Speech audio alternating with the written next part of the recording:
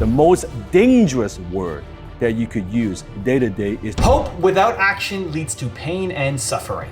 When I was 12 years old, I was shoveling driveways after snowstorms in New York. Yep. Make 20 bucks a driveway after a big snowstorm. Rise and shine, it's espresso time. I wake up every morning.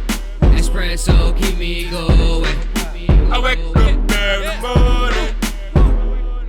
Hey, it's Evan Carmichael, and this channel was created to help you overcome the #1 challenge that is holding you back, a lack of belief in yourself. You watch these videos because you know there's something greater inside you too. You have Michael Jordan level talent at something. So let's start your day off right together. Grab your coffee and sip on today's message from Dan Lok. Also, if you want to have more confidence, check out my 254 series. They're free. The links to join are in the description below. problem with young people. You're not good at anything. Oh, I'm so good. No, tell me the truth. You're not good at anything. After you practice martial art, you develop this natural self-confidence. Not cockiness, but you develop this natural self-confidence. The most dangerous word that you could use day to day is the word hope. Hope, this word keeps you poor. Think about it. When I talk to entrepreneur, when I ask them, so what exactly is your marketing strategy? They might say something like, well, Dan, my marketing strategy is I build my business through word of mouth, through referrals. And I always reply, you mean hope?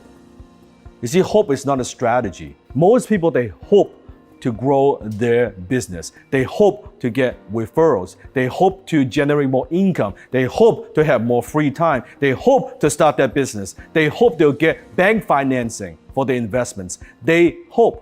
Hope is not a strategy. You see, successful people, we don't use hope as a strategy because the minute you use the word hope, what you're saying is you have no power. You have no control over the outcome. Well, I hope it works. I hope this works out. Now, it's one thing to say, hey, I hope you like this video. That's okay. But whenever you say, I hope when you give away that responsibility, you also give away that power. You have no control. You have no choice. When you have no choice, when you have no control, when you have no power, when you cannot decide, you cannot take action and you cannot make that happen. Hope without action leads to pain and suffering. Watching videos like this is not enough. It might give you hope, but hope that is not tied to action and you doing something will mean you never accomplish your goals. The answer is always action. It's hope and then action. And when that doesn't work out, more action. And when that doesn't work out, more action. So a couple years ago, I was in New York and I was meeting with my agents, and one of them said, what am I trying to do? What's my vision? What's my mission? What am I trying to accomplish? And I said, I wanted to spread belief. I wanted to spread hope.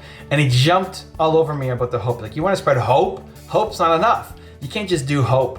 And I remember walking away, he's like, what's he talking about? Hope is so important. If you don't have hope, how are you going to believe in yourself to go chase something down? Without hope, you got nothing, right? Without hope and belief, you got nothing.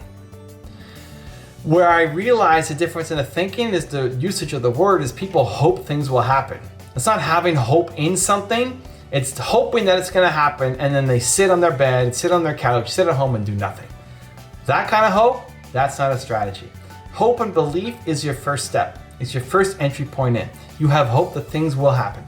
But then you gotta get up and do something, right? And so, figuring out that message when I was talking to my agent didn't come to me right away in the moment, because at the same time, as much as I'm filled with hope and belief in humanity and what we can all do, I'm working, right? I'm taking action. I'm making 3 to 4 videos every day. We haven't had a day in the past 5 years where a video hasn't gone up. Every single day. I don't know what that consecutive streak is, but it's long, it's big. I'm working my face off every day in the achievement of my mission. But I also love hope and belief. It's why I have this channel. It's why I have my other channels. Is I want to be around people who've done a lot more. I want to learn from the greats. I want to learn from people who know more than me. And when I see that, it gives me hope that it's possible. It gives me belief that it's possible. That if they can do it, I can do it too. But you still have to do it. The ability to do it versus actually executing and doing it are two very different things, right? The difference gap is going to be the action. And so, yes, I want you to have hope. I think it's important, but it's not the only thing. You got to make sure you turn that hope and not just relying on a strategy, but you're doing the daily work to chase down your dreams. So I've got a 3-step process to turn hope into action. I think you're gonna enjoy and be helpful. Let's go. Step number 1 is ask yourself, what do you hope will happen? When you're sitting at home, when you're frustrated, when you are trying to imagine a better world, what do you hope will happen? What do you hope that your life looks like? What's the thing that you want? What do you want out of life? What are you chasing down? Start with that. Start with your dream. Start with what you would hope. If there were no restrictions, what do you hope would happen? And something that you're moving towards, not away.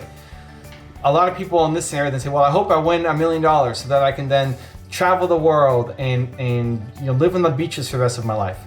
$1 million won't get you there, but fine, that's your goal. That's not actually what you want to do. All that really is, nobody wants to travel for the rest of their life. Very few people. You might think it's amazing and luxury and how you want to spend the rest of your life. It's not. You want to serve. You want to help. You can get really bored of traveling really quickly and you say, oh, you don't know what you're talking about. You're running away from a life that you don't like, as opposed to chasing one down that you do. If you're living for vacations and evenings and weekends, you hate your life. Fix that first. So great, you traveled the world, you bought the house to your mom, you did all this stuff, great. Now what do you want to do? Now what do you hope will happen? Not the short-term crap because you hate your life. What's after that? What do you hope will happen? That's what I want you to get to. Step number 2 is apply the 2% difference. Oh, where's the book? Nina has her book. Make the 2% happen. Make the 2% happen. This is from the tour that I did earlier this year. This is great. Oh, look at you. You wrote stuff down. Stop taking, look at my stuff. Oh. Make the 2% happen, right? The 2% difference. What does that mean? As soon as you get an idea, what most people do is we default to planning. You waste your best energy on planning. Don't do that. That's not a good use of time. Instead of doing that, do something. The 2%. Because what happens when you get into planning mode, you wake up the next day and say, I can't do that. Who did I think it was? I can't do all that crazy stuff. I'm not good enough. I'm not talented enough. I don't have the skill sets, on and on and on and on, right? Don't be that person. Instead, use your best energy, not on planning, but on doing, on creation, on momentum, on action. The biggest thing that's missing from your ideas is momentum. That's all you need. So what's the 2% version? Instead of planning on how to reach 100% of your goal, don't plan to get to 100%. Planning is important, just not yet, not right now. Doing is more important. Even if you get the wrong do, it doesn't matter. Energy, momentum is way more important. What's the first 2%? So if you're thinking, I hope that I have a big YouTube channel that inspires millions of people, great. 2%, take out your phone and make a video and post today. It's not gonna be perfect. You won't know what you're talking about. It won't have the right script. It won't have the great editing. Awesome, post. Next, do it again. Build momentum. That's the biggest thing that's missing. Take 2% action on the next idea that you come up with. And step number 3 is schedule for success. Success is habit. Success is what are you doing daily. Success is how you turn hope into action, right? Look at your calendar. That thing that you hope for, show me in your calendar where you're spending time actually working on that thing. For too many people, it's zero. You're spending no time on your calendar. Then it's just a hope, then it's just a wish, then it's just a dream. You have to be doing something about it on a consistent, regular basis. So for me to make my YouTube channel, even here, I'm in LA, right? I'm in LA. I like this camera setup. I should be moving around a little bit more. Normally at my internal temperature too high, allow to cool. Really? Oh, okay, recording. Yeah. That's great. Okay, we're back. Hey, we're back. So as I talked about having flexibility to move around and dancing, my camera got overheated and crashed. But I like this setup. I can go back here and still talk. My usual setup at home is I'm super tight against my, anyway, it doesn't matter. So what we're talking about, scheduling for success, right? Your actions have to map to your ambitions. The thing that you say that you want to do has to be in your calendar somewhere. So for me to make videos, every week I have to make videos. So I'm here in LA and I need to make videos because I'm here the whole week. I'm at different conferences, I'm at multiple people's podcasts, I'm doing interviews and speaking gigs, and I need to be here for the entire week. That's a long trip typically for me, instead of just being in and out. So this happens to fall on a Tuesday. Tuesday's when I'm making videos, and so here I am, blocking a time on a Tuesday afternoon in between meeting Jay Abraham and Ryan Blair, come back to my Airbnb and record some videos so that we have it, right? That's scheduling for success. Like, your goals don't count until it's hard. It's easy for me to say, well, I'm on my trip and so I'm not gonna do it. It's okay, I'll get back to it. That's why you're inconsistent. Letting yourself off the hook, doing it sometimes, doing it when you have time, instead of making it a priority. If you want your goals to happen, if you want to turn them from hopes to actually accomplishing them, then you have to schedule for success. It has to be in your calendar on a consistent basis so that you follow through and actually make it come true. Now I've got a really special bonus clip that I think you're gonna enjoy, but before that, question of the day, I wanna know what is one thing, one idea that you have that you're gonna take the 2% difference and take some immediate action today. Let me know down in the comments below. And if you promise to take action, your word means something. We don't just watch videos here, you watch it and you do something. This is how you change your life, not just hoping and getting inspired. Action, you promise to take action. Put hashtag believe down in the comments. That's your commitment to yourself. Then go get to work. I was a born entrepreneur. I exited my mother's womb. When I was 8 years old, I was delivering papers door to door, knocking on doors, expanding a paper route. When I was 12 years old, I was shoveling driveways after snowstorms in New York. Yep. Make 20 bucks a driveway after a big snowstorm. I hit it big for the first time when I was 16, selling ices on the beach, blanket to blanket to blanket. Wow.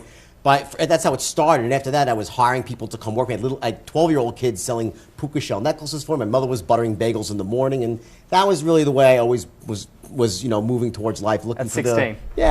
I'm not Mr. Mentor. I'm not the one who says, let's sit down, tell me how it's going. I'm gonna tell you exactly how I am. Get off your ass and get out there and sell something. That's right.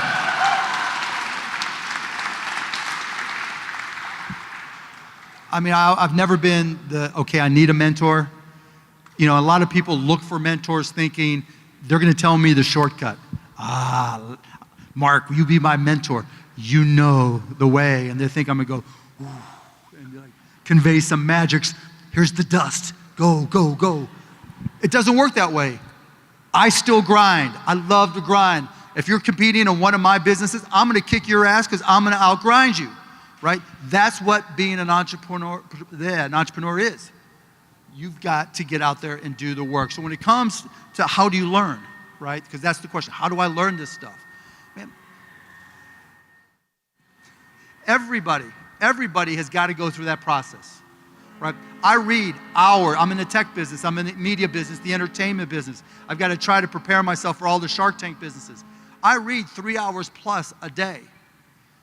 Right? Well, everybody else is getting a suntan, or even when I'm getting a suntan, I'm online or I've got books, I'm reading all I can. Hi, this is Dan Lok. If you're a fan of Evan's work, if you want to know exactly how to model my success, I want to invite you to join me for a special online training.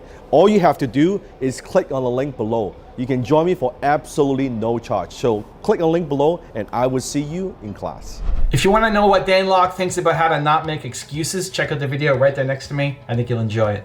Continue to believe, and I'll see you there. If I want to be rich, I have to get outside of my comfort zone. You want to grow? How does growth happen? From doing difficult, scary, hard things.